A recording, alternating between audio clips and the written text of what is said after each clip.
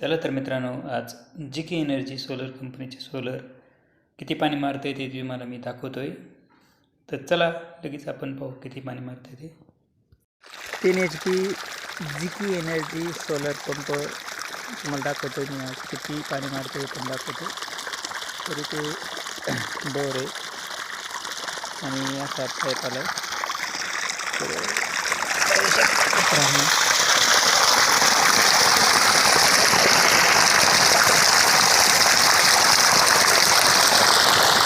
भरपूर पाणी मारते जी.के एनर्जी पंप. तर